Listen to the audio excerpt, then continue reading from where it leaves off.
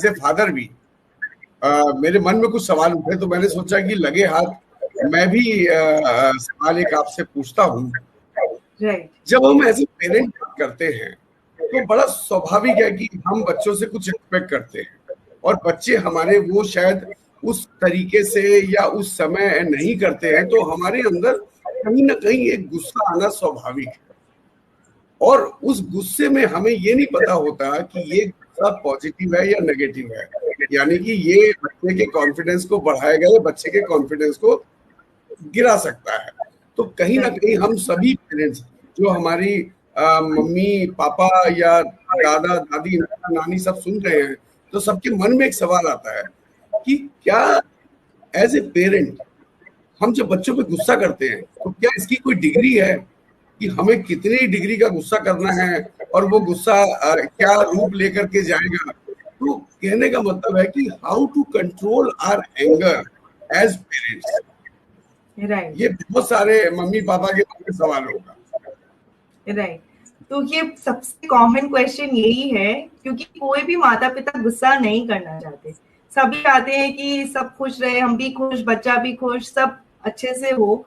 But गुस्सा एक ऐसी चीज है जो आप कभी भी अपने अंदर से पूरी तरह नहीं हटा सकते। It is an emotion, anger is an emotion, you can not get rid of it. आप इसको पूरी तरह नहीं हटा, आप उसको मैनेज कर सकते हैं कितना आपको करना है और कब आपको करना है। तो सपोजिंग आपका बच्चा है और आप हर समय उस पर गुस्सा कर रहे हैं, तो आपके गुस्से का कोई असर नहीं पड़ेगा बच्चे पे। आफ्टर अ पॉइंट बच्चे को लगेगा ये तो मेरी मम्मी की आदत है, वो तो हर चीज में ही गुस्सा करती है, अब मुझे इसकी आदत हो चुकी है, अब मेरा जैसे मन मैं वैसा करूंगा। मैं कुछ भी कर लूं, मैं अपनी मम्मी को खुश नहीं कर सकता। चाहे मैं कुछ भी कर लूं, वो कभी खुश नहीं हो सकती, वो गुस्सा करेंगी ही करेंगी। तो इससे क्या हो रहा है, आपको जो चाहिए, हम गुस्सा क्यों करते हैं? हम गुस्सा इसलिए करते हैं कि ताकि बच्चे सुधरे। पर अगर आप उसको हर समय यूज करेंगे तो उसका कोई असर नहीं होगा आपके बच्चों पर। बच्चों को ही छोड़िए, बहुत बार शादी के बाद जब हम जाते हैं, सास बहू में हम देखते हैं, बहुत कॉमन है ये कम्युनिटी में। बहुत पेरेंट्स हैं मेरे जो कहते हैं मुझे कि I have given up after 4 years of trying, now I have given up. अब मैं कोशिश ही नहीं कर रही, क्योंकि मैं जितनी भी कोशिश कर लूं मैं उनको खुश नहीं कर सकती। तो अब मैं कोशिश ही नहीं कर रही, अब मेरी मर्जी के मुताबिक मैं सारे काम करती हूँ।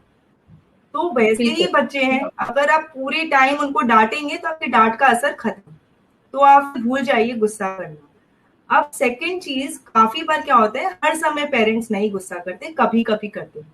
जब बच्चे बात नहीं मान रहे या कुछ नहीं कर रहे उनके अकॉर्डिंग, तो उनके अंदर अचानक से क्या क्लास के लिए नहीं बैठ रहे, ऑनलाइन क्लास के लिए, या होमवर्क नहीं कर रहे, ये सब कॉमन, या खाना नहीं खा रहे, ये सब कॉमन रीजन है जिस कारण माता पिता गुस्सा करते हैं बच्चों पर। तो उससे क्या होता है कि अब आप सोचिए कि गुस्सा किसके बारे में है, बच्चे के बारे में है कि माता पिता के बारे में। तो मैं सिर्फ माँ वर्ड यूज कर रही हूँ, बट एक्चुअली वो माता पिता दोनों इंक्लूड हो जा रहा है। तो जैसे अगर बच्चा कुछ कर रहा है और तो उसमें अगर आपको गुस्सा आ रहा है, तो उसमें बच्चे के बारे में नहीं है, ये आपके बारे में है। गुस्सा जो है वो आपके बारे में। अब इसको मैं आपको एक एग्जाम्पल के रूप में समझाती हूँ। तो सोचिए, 2 बच्चे हैं बिल्कुल आइडेंटिकल, दोनों होमवर्क नहीं कर रहे, दोनों मना कर रहे हैं होमवर्क करने के लिए, दोनों की अलग अलग मम्मियां हैं। एक मम्मी शांत है, बच्चा होमवर्क नहीं कर रहा, वो बोल रही है ठीक है बच्चा, ठीक है बेटा, कोई बात नहीं, वो शांत है। दूसरी जो मदर है वो बहुत गुस्से में है। बच्चे दोनों सेम है, नेचर भी सेम, बिहेवियर भी सेम, काम भी सेम कर रहे हैं। तो जो दूसरी मदर है वो एकदम गुस्से में, एकदम आग बबूला हो रही है, और दूसरी मदर जो है वो एकदम शांत है। तो क्यों ऐसा है? क्योंकि दोनों मदर्स का जो बिलीफ सिस्टम है वो अलग है।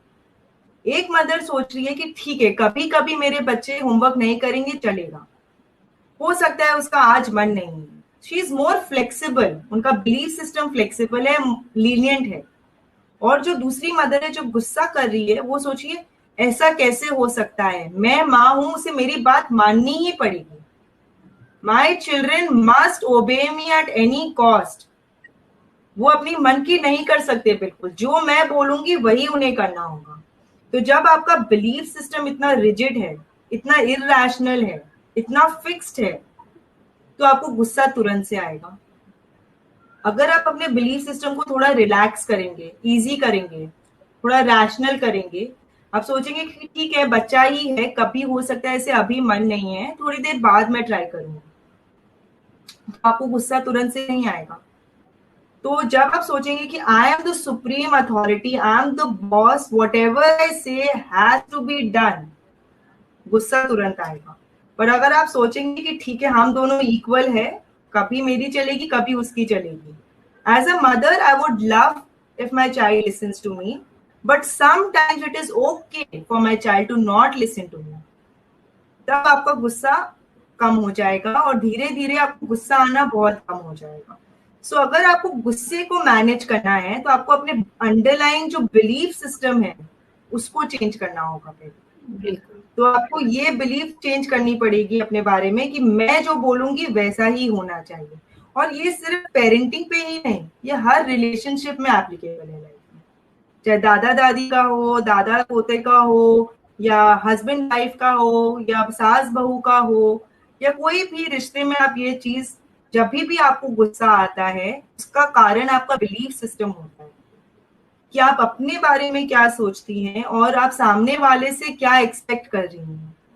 तो अगर आप सोचेंगी, जैसे अगर सास बहू है, अगर सास सोचेगी ठीक है चलो नहीं है, घर को समझ रही है, हो सकता है इसका अलग तरीका है और तरीका है, उस घर में कभी प्रॉब्लम नहीं होगा सास बहू में। पर अगर सास ये सोच के शुरू करेगी जो मैं बोलूंगी वही इसको करना पड़ेगा, मैं इस घर की बॉस हूँ, ये तो अभी नई नई आई है, ये अपनी कैसे चला सकती है, जो मैं बोलूंगी वही इसको करना पड़ेगा, मैं जानती हूँ इस घर के तौर तरीके, तब क्या होगा उस घर में कभी भी आप वो पीस नहीं देख पाएंगे, हार्मनी नहीं मिलेगा आपको।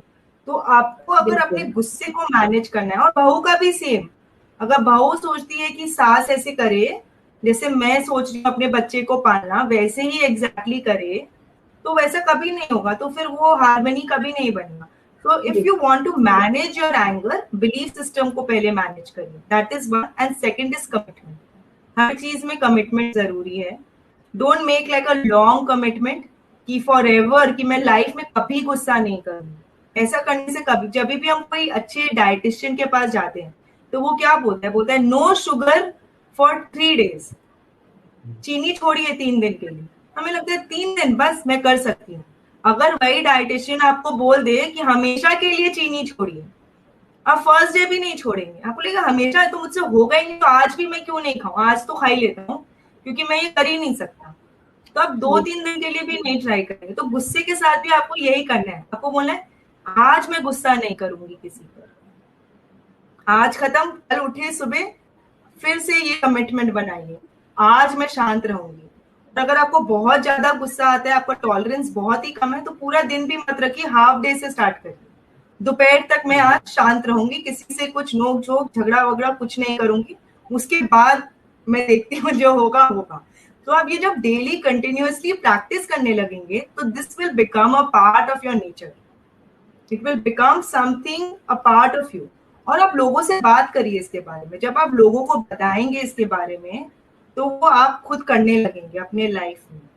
बिल्कुल। तो आई थिंक ये सारी चीजें करेंगे तो आप एंगर इजीली मैनेज कर सकते हैं। Change your belief system and have a strong commitment, एक लाइन में अगर आपको याद करना है। इसमें रिद्धि जी एक चीज कई बार मुझे ऐसे आती है कि जो आपने कहा कि हम चाहते हैं कि हमारे बच्चे ओबीडियंट हो, मेरे को लगता है कि कई बार हमें शायद पीयर प्रेशर या समाज में ये दिखाने का भी बड़ा शौक होता है कि मेरा बच्चा मेरी सारी बात मानता है, तो शायद वो भी चीज कहीं पे काम करती है कि एक ये कि भाई देखो मेरा बच्चा बड़ा ओबीडियंट है, तुम्हारा बच्चा सारी बात नहीं मानता पर मेरा बच्चा मानता है, तो ये शायद एक वो है प्रेशर। सही कहा आपने, और आई थिंक ऐसा होना नहीं चाहिए, क्योंकि देखिए ये कॉन्फ्लिक्ट है। हम चाहते हैं हमारे बच्चे इंडिपेंडेंट हो और हम उनको फोर्स भी करें कि वो सारी चीजें हमारे अकॉर्डिंग करें, बिल्कुल। तो कैसे होंगे इंडिपेंडेंट जब तक आप उनको freedom of thought, freedom of action नहीं दे रहे।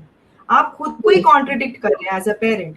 एक तरफ आप बोल रहे इंडिपेंडेंट बच्चे रेस करना है, दूसरी तरफ आप बोल रहे मेरा बच्चा मेरी सारी बात माने, तो कैसे आपका बच्चा इंडिपेंडेंट बनेगा जब आप उसको अपने अकॉर्डिंगली चीजें करने का मौका ही नहीं देंगे। तो आपका बच्चा का एक यूनिक पर्सनालिटी होना चाहिए।